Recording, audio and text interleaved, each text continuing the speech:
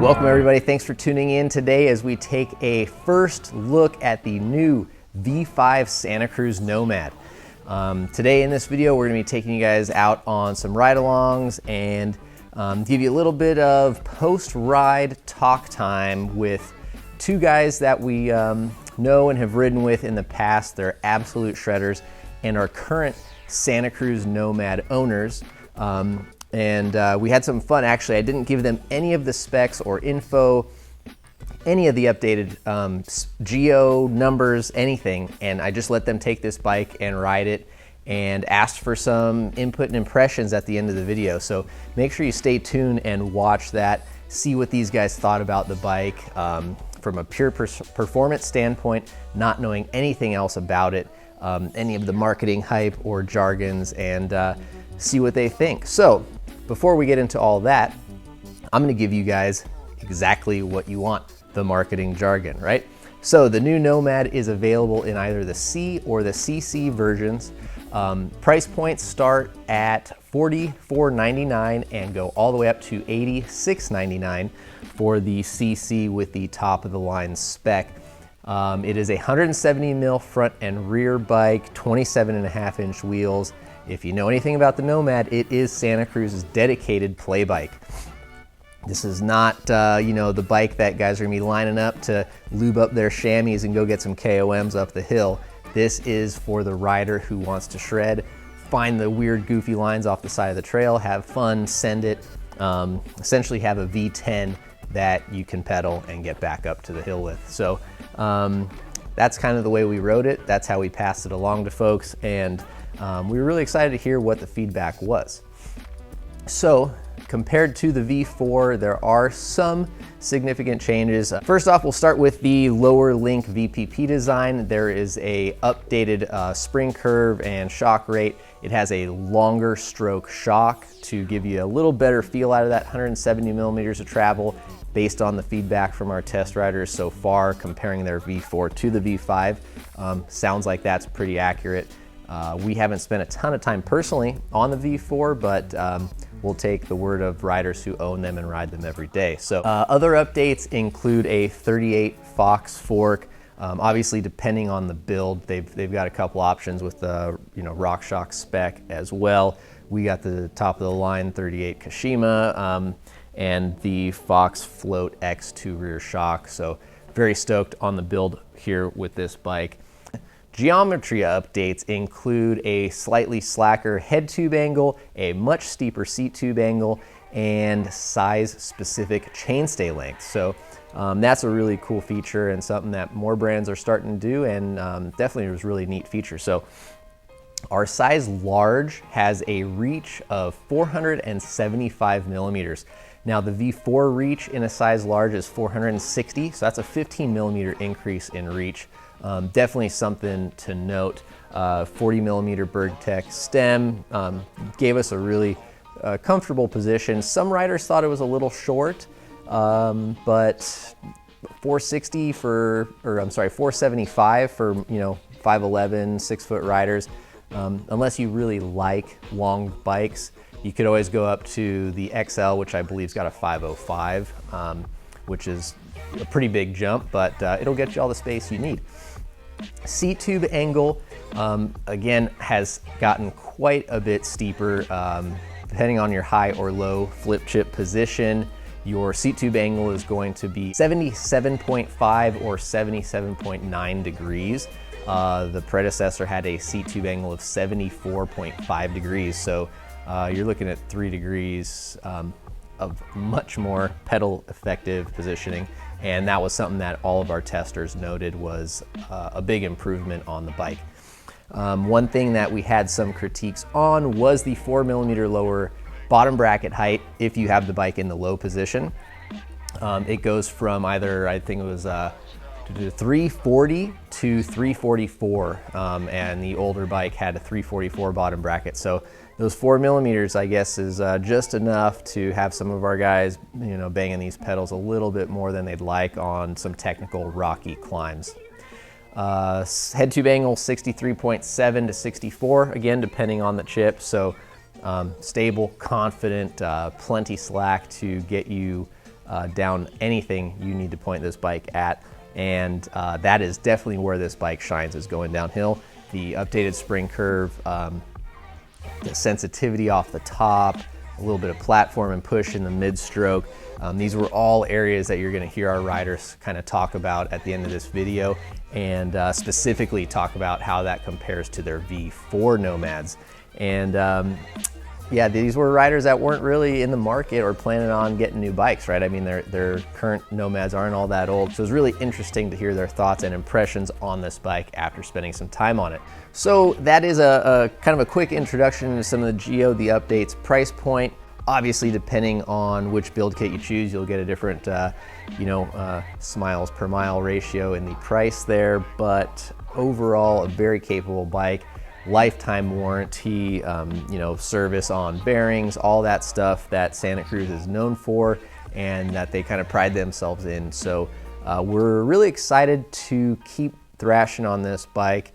As you'll see, we've already put it through some pretty rough conditions and tried to exacerbate and speed up that process of getting this bike worn in. So stay tuned in the future for a full long-term review. But until then, enjoy some of the clips of us riding this bike and what we thought out on the trail.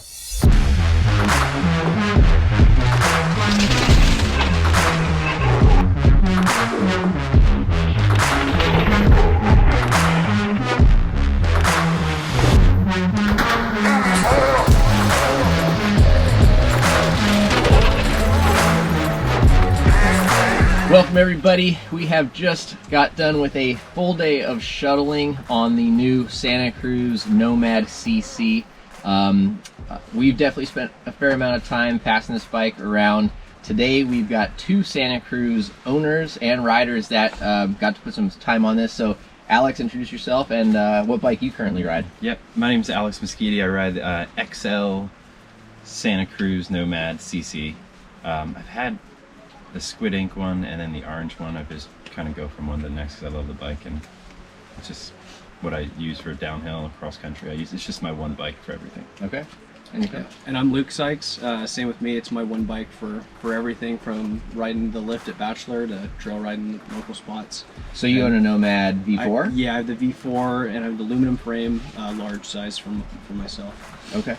And which you got? Yeah, I have the V4 too. Yeah, top of the line, right? Yeah, and then I put a 29er fork on it with a 160 travel fork up front, just because I just was kind of I want to experiment, and then I left it that way. I love it. All right. So after riding this thing, what are your guys' impressions compared to the bikes you currently own and this?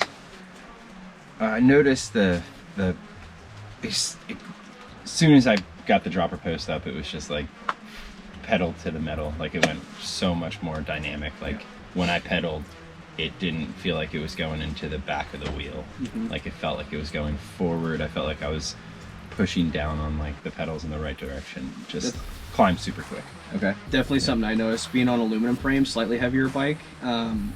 It definitely, with the aluminum when you climb, you can feel the rear end load for a split second before it actually starts pushing you up. Where this is more of an instant response. Okay. From the pedals. And for the record, I've got the geo charts here. I haven't quite memorized them yet, but I haven't told these guys anything about the updated geometry on this bike, any changes to spring rate, leverage curve, any of that. So you're on an XL, you're on a large. This is a size large. What did you guys feel about, obviously you noticed the seat post or the seat tube angle right away. Yeah. Reach, head tube angle, chainstay length. How did the bike feel, the suspension, everything on the trail? I mean, the front end just felt super stable and felt, just I ride a little bigger frame, so I felt a little kind of squirmish when I was going super high speed coming into like a quick corner. But other than that, it felt like when I pedaled even out of corners, it just accelerated more versus where my bike kind of will stay a little lower while I'm pedaling. Yeah. For this one, like I was pedaling in it, it felt like when I jump on my bike, my sag is a lot more sagged right away. In this, it felt like the top end didn't squish. It kind of progressed directly right up as soon as you got on it. So almost like you had a little more platform. Yeah, and then when you pedaled, you could hit something big by accident and still not throw your balance off. Like just came out of a corner, just pedal, accelerate, pop right over things, and then pop and pull and manual and just felt a little better. Yeah, it's definitely a combo of like the fork and the Geo. That 38's awesome. There's no doubt about that. Have you ridden a 38 before? First time on a 38. I'm on a Lyric right now, Rock Shock, so a 35 mil stanchion. It's a little bit smaller, but that's definitely, I've ridden some downhill bikes that felt a lot more similar in how it tracked on the front end. The rear felt pretty similar to my V4, honestly, as far as the length of it. There's definitely more support on the pedals when you're standing, and I've definitely noticed that. Like, I like to bunny hop and hop stuff, and it was much more responsive to get the bike up in the air. And I mean, with the one, I don't know what the travel is. My bike's a 170. Yeah. It's a big travel bike, but it's super playful, more playful than my V4 by far. So you notice this will get off the ground. I mean, I saw on your first run, both of you guys just took off. Yeah. And it looked like you guys It's had been super riding comfortable. this thing. It's close enough to what I'm riding, Yeah. but everything across the line's just better, which is immediately more comforting, you know? Okay. So then, as a owner Yeah. of a V4 and feeling that this is better, would you go buy one? It's a hard price point for me. I mean, I'm very budget oriented myself, just it's the way I am. Okay. That's why I bought an aluminum frame versus a carbon the first go around. I didn't see the value in losing a pound or two for another $2,000 basically. Okay. For the spec of bike I got. So I would almost personally buy the fork and suspension setup on the rear. I think the 38 is substantially better than my Lyric. I think I would do that first with my bike, and then maybe down the road just buy the frame separately and throw my parts on it at that point. Okay. Because it looks like they've got starting price on this bike for the Nomad CR build is $44.99. Okay, that's much more, better price oriented than mine, because I paid, I believe, $4,300 plus tax at the time. Okay. For an aluminum bike, so the price point's definitely better for getting a carbon bike. Cool. And then so the top of the line, right, as we're on, is $86.99. So it's a pretty big spread from that $44.99 price point, but I mean, it gets you on an updated version. Exactly. For me personally, I would definitely just do a frame. After building aftermarket wheels and all that, I could just swap my parts on it and be totally happy doing it that way. Killer. So Geo, do you guys want to take any guesses? I felt like it was a little longer because I've been on the large before. That was like, I don't know if I run a little longer stem though, so it's kind of hard to judge. But I'm like an ape index. I got like a 6'4" wingspan and I'm 6'2", so it's like I feel that right away when I'm on a bike that I should be normally probably on a large by height. Okay. What size is your XL again? It's an XL V4. Hang on, we pulled up those numbers on the old bikes. 490. Yeah, 490. So the reach on the new bike in the size large is 475, whereas the V4 reach in large was 460. Okay. So 15 millimeters. That's huge. So that puts it a lot closer to your XL. It's almost in between, between our two bikes. Exactly. Yeah. Another new feature that they're doing this year are the chainstay lengths are proportional to the size. So size small is going to have its own chainstays, whereas the XL is going to have longer stays. Yeah, that's a smart move, I think, because going from BMX racing, you have a real short rear end. It's been difficult learning how to manual a bigger bike like this, but I think that'll help a lot of shorter people. They don't have to feel like they're hanging off the back trying to get it up. I mean, you guys were super playful riders on the trail. Like both of these guys are they're always finding off trail lines and popping and stuff. What'd you think? I mean, could you get the front end up pretty easy? Yeah. Playful? Yeah. Oh yeah. Yeah. And I was surprised with that too, because I've looked at the 38 for a while. I know the weight difference between that and my Lyric, and the front end still lifted just as easily as my Lyric did. Okay. Well, let's get into the rest of the Geo real quick. We got a 63.7 head tube angle in slack. Okay. So and then 64 in the high. And then for our, for our seat tube angle, it's 77.2 or 77.6. And that's, I think, going to be a bit steeper than your guys' current bikes, which is 74.5. It definitely was noticeable. Where we rode today, there was one steep climb section, and the bike didn't want to wheelie. I rode this first and then hopped on my bike. And I immediately was struggling on my bike, and get towards the top, and the front end wanted to come off the ground. Yeah, I mean that's 3 degrees. It's a pretty substantial change. Your body position's way better on a steep climb by far. Yeah, and then head tube angle changed. I mean, your bikes are 65. Okay. And then this one in low is 63.7 or 64. So, I mean, it's definitely a little bit slacker, which probably give it a little bit more of that stability, Stable, combined with that 38. With a 10 mil or 15 mil longer top tube. Yeah. So, awesome. Well, it was awesome having guys who know Santa Cruz bikes, ride them regularly, get some time and input on these things. So, takeaways, like if someone asked you, right, and they see out on the trail. Well, I wasn't even gonna plan on, after riding it now, I was just gonna get a new wheel set for my bike or something, but I was also thinking about getting a whole nother bike just to pedal uphill with, and now with this being more efficient in pedaling, where I think I can just go to places like Horse Ridge and places that I have steeper, longer, sustained climbs and actually like go out. And, like, I love my Nomad the way it pedals now, but this is just more efficient. And then the new tubing, it just looks more Ferrari, so it's just like a little bit more sleek. The aesthetic's really cool on it, definitely. And the Gravedigger throwback colors, I think. Yeah, same with me. I mean, it's it definitely climbs a lot better. Local trails for me, it's a 5-mile climb to the top of the hill, and that's going to make it a lot easier going to the newer bike. So it's going to give you guys something to think about then. Definitely. I've been looking, you know, at other options, but, you know, this might keep me back in the Santa Cruz family too. It's that much better. So overall then, you guys were stoked on the bike. Yeah. Oh yeah. And you noticed a difference compared to your current bikes. Immediately, yeah. Yeah. Okay. Yeah. Definitely. I was looking forward to seeing maybe a mullet, but that's other than that. You're going to build your own again?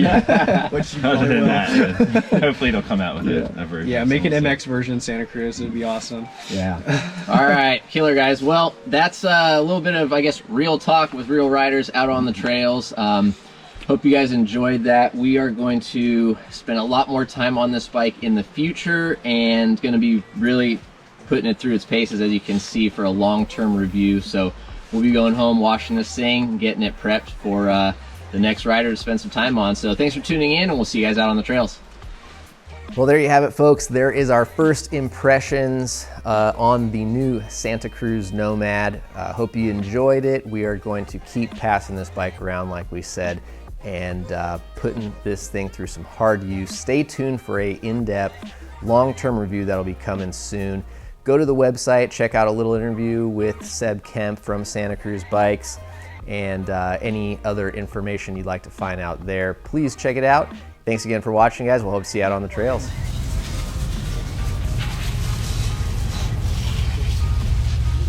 Oh gosh, this is so good.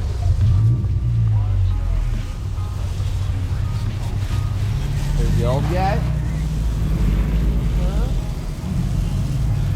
That thing. Old Peter. Hammered. Hammered. Old jalopy. It's cool, man. The link looks sharp in there with the pedals. I polished it and stripped it, yeah. You just use an oven cleaner, stripped the end along.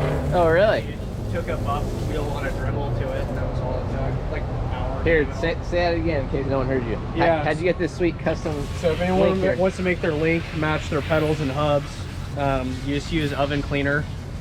The lemon one's my favorite because it smells better that you're breathing in those toxins. Don't get it on your skin. I recommend wearing rubber gloves. It hurts. You just soak it in like a plastic tub for about 15 minutes, rinse it off, and then I just took it to a buffing wheel, and I had a Dremel to kind of get in there with a little buff wheel on it too. And yeah, about an hour-long project to polish it up, but it looks, you know, everyone thinks it's a custom link, one-off link when they see it. Sick. And it matches some of our favorite pedals here. Yeah, the Chromag Dagas, I'm all about Dagas. them. They're the perfect balance by far. Yeah. And being able to stick a foot out when you need to, when Yeah. it gets real sketchy. Definitely dig those pedals.